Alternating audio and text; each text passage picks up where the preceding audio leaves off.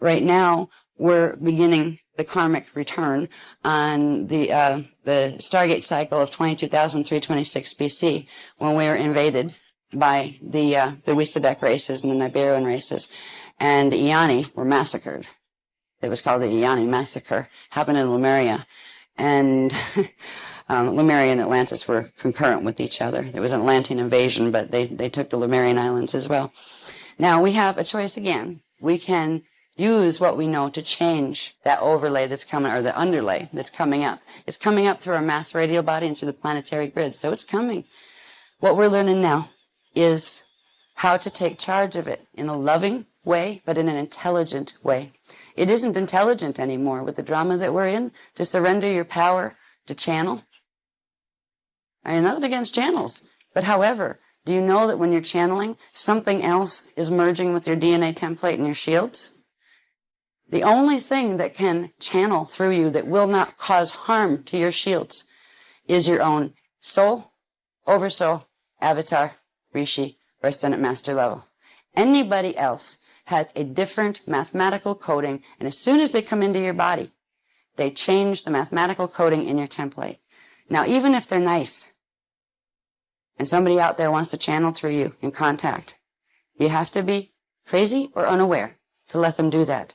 What's interesting is there are a lot of beings in the middle dimensional fields that don't understand Templar mechanics either. Not all of them mean to cause harm. They'll come in and channel and not realize they're doing damage to the templates of the person they're with and to their own. Then you have the ones that are like the Wisadeks and the Pleiadians, which are part of the Pleiadian Nibiru and Anunnaki crew from Phantom Matrix. Whole bunch of them. Just about every voice that's channeled on the planet right now, even the angels, especially the archangels. These guys are coming from the Wisadek and the Phantom Matrix, and they're fusing their templates into the DNA and scalar shields of people so they can body possess them. And now they're getting their big boost. They're getting the flaming blue sword of death coming through. So just when you see these things going around, you have a choice. There's a denial factor that a lot of people don't want to hear that because it's more fun. I can go talk to my angels. They don't really care if their angels are actually angels, because it feels good to talk to somebody, because they feel lonesome, they feel special. Now that somebody from someplace else that nobody else can see is actually talking to them. Aim higher, and try to encourage people that you see that are doing that to aim higher. Teach them about their Christos self. The first person you want to contact is you. Once you do that, the universe is open, because once you have what's called a dedicated line, which is your Maharic seal and your flame bodies now, you can talk to anything. You can talk to Wisadeks and they can't touch you. It's really funny when the other day when the Archangel Michael, even using his little archetypal form, which is not what he looks like, it's just an image he picked up that he knew humans, would respond to. He's not a he, it's a collective of beetle people. And it's not just Archangel Michael. There's a whole bunch of them that are all connected. There's the Katumi group. There's all those ascended masters. We are the masters groups. That whole attitude is a Wisadek attitude. The people who were working and channeling, working with these people and channeling them don't know this. They were misled too. But sometimes they were misled because they were them too. You never know. It's very hard to tell whether the channel was actually victimized or whether the channel came in to an incarnation in order to victimize other people. It's hard to tell. But if you can realize that all these things that we call people are into in all the movements out there, the old-fashioned movements with mediumship and all that, the newfangled movements which involve channeling, which is the same thing as mediumship. It really is. You have conscious channeling, which is a little bit better because at least it's not fully fusing with your lower two strands. It's just fusing with the higher ones in strand 3. You have a partial pillar of light that emerges through your DNA, actually, through your body and around your body. But it depends on how far that pillar goes, that pillar called the Antankarana, which is the smaller pillar. It's not the Christos pillar. That pillar can be compromised. From the fallen angelic levels, fallen angelics exist from dimension 11.5 and down. Some people think that, D4 is the trouble spot, the astral plane, and everything beyond that is higher and better and perfect. It isn't. And this is one of the games that's being run right now in the New Age movement, where people are just so glad that something is talking to them out there through there. They're not asking who it is. They're accepting stuff like, I'm an ascended master from dimension 5. That's not an ascended master. They're accepting, I am angel this or archangel that, without having any clue as to who the being is, or even thinking that that being might have an ill intention. Why? Because the being's obviously higher than me, so therefore it's better. Therefore it's more Christed than I am. And that's an absolute falsehood. When you get to D12, that's when you can trust what you talk to. That's what I tell people. If they're channeling, first of all, don't channel. Communicate telepathically. You can talk to anything just as well. And aim high.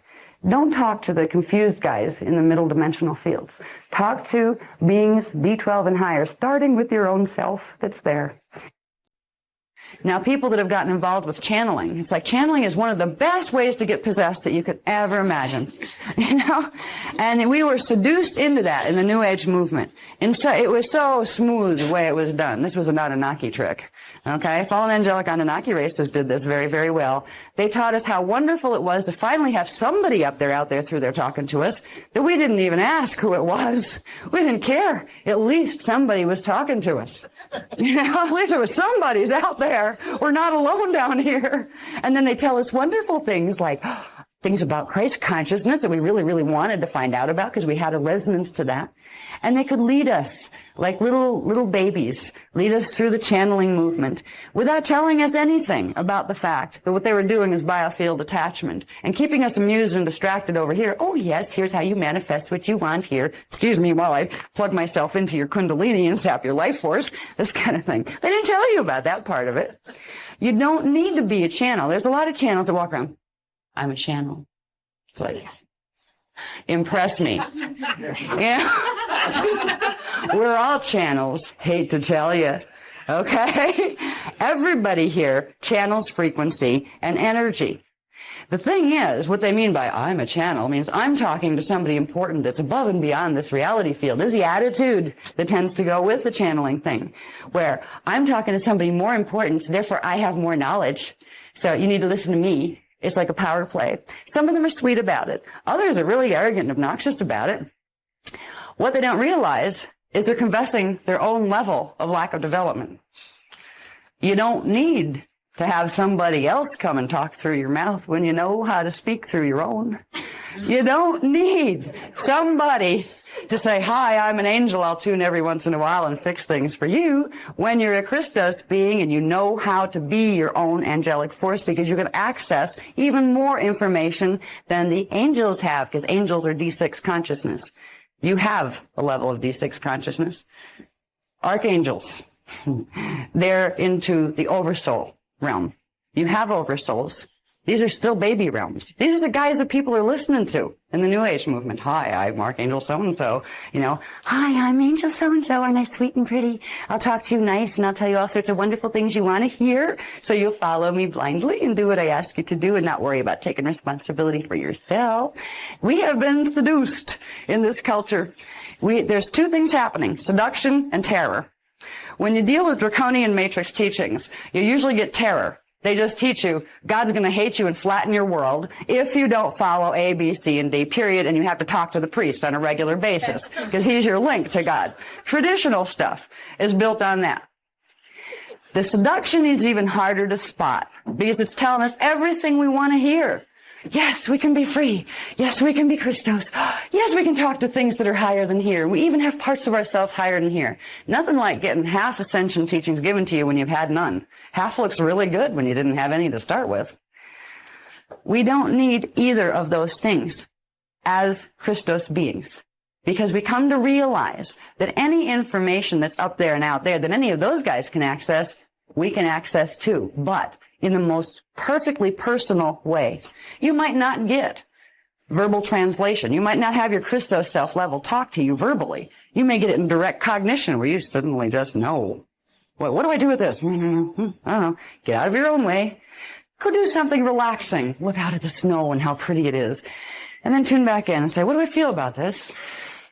And if you're running your Maharic seal, you will begin to get an imprint from your D12 divine blueprint, which will override any distortions that are coming through from the emotional body that has connections to twisted grids in the planetary grid. So you can't always tell if what feels good is good for you. You will be able to establish these lines of communication.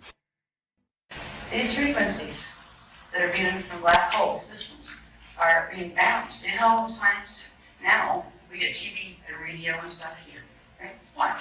Because scientists here balance light and sound waves, electromagnetic waves, off satellites, right, around the Earth. And there's such science here that they can fine-tune them so perfectly. You can get hundreds of channels of TV channels, and they're all blur into one. And the technology is already here on the planet, but they're doing the same kind of balance effect. These are like the long-distance satellites that they have been sending these broadcasts in here. This is what 90%, if not more, of the channeling movement has been about. They're starting to talk because they're coming back. And what they're hoping to do is come back mostly a red factor body or high charts for more. This is the mess I'm for you. Is this right here.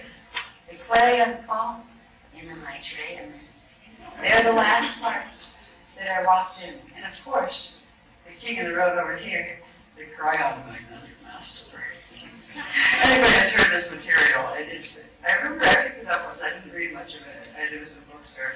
And there's something that I just went, oh. It's a particular channel, and they just spell it a little different. They just do something. Oh, yes, don't worry, but there's a lot of ways to spell the name George. But it's the magnetic master. Well, this one is the magnetic master because it's one of the key instruments that's holding these alignments together. And it actually is it's supposed to be one of the key things that's going to drag Phantom into the Weasel axis, and what they hope to do is take our system with it. There's distortions in the angle of stellar frequencies interfacing with your brain from chakra 7, which would mean there's probably distortions from chakra 10 as well, just right above it. It creates total distortions in how energy flows through you, and it literally shuts down the whole complex of what's supposed to be the internal manifestation facility. It's not just a third eye so you can see things beyond this density. This is a manifestation facility where you bring things from the higher densities. This would correspond to our density 3 level itself. Created at density 3, send it to level 4, send it down to the Earth 4, into the D13, make a pattern on it, bring it back into the Earth shields, and activate the whole system with motor all the way up, and you actually get to be able to breathe, leave, think, and manifest. This is what was shut down on us, and it's hijacked actually. It wasn't just shut down. It was interfaced with certain frequencies that interact with the wrong angles here, create certain chemicals that were reversed from the natural chemical composition on they should be. And it allowed, through one through black hole systems and reverse biologies, to be able to plug in. This is how they got into our heads. This is how they channel. They literally have a mutation of the angles. They don't have the crown chakra coming down, the center frequency down at the right angle. And this has to do with the planetary misalignments that they created on purpose. This is why our pineal glands don't work anymore the way they're supposed to, and this is why we have not been able to run monadic current here. Part of it's this. Part of it had to do with the shift that happened first before they plugged the beast into it. Now, the shift 5.5 million years ago. But right down here now, what we have literally running below our feet inside of our planet and inside of our Maharic shield. All right, because we're on this planet. It's running through our grids too. It's also running through our parameter field, which means we have the ability to arc these things in even now. Now, they're blasting these frequencies, these arcs through. They're going to do the final arcing by activating the sextant. If you looked at this shield down here as holding that sextant pattern that they were kind enough to show us what it looked like and what its alignments are up in the sky, you can just pull it right off the internet. Come join us with the harmonic concordance. Yes. I won't even say some of the people I know that are running that one. You might want to look into that if anybody knows me. Yeah, we call them the Azurite Temple of the Weaseldek Order. That's when we became Azurite Press. Okay, so down here, running in our shields, there is that 6-axis sextant pattern that is being electrically activated now. What it is meant to do, it's also running up here. It's running between several moons that are lined up through the 666 gates. All right. Some of them are in the Phantom side, and like Phantom Nibiru has the moon called Cryon. Cryon, the magnetic master that's been channeling here for quite a while. Tune into the Nibiruan broadcast station. One of them. Over here, if you want to tune into the Weaseldek broadcast station, you can always do the Clarion call, or a whole host of ascended masters who pop in and out, including Maitreya and a few others. All right. Now, and there's even worse. There's also the Buddharas We didn't even get into those. We introduced them a little bit in Phoenix. It's like, enough already. I don't care how many black holes are out there or how many races are in them. We get the picture, okay? Let's just fix it, you know?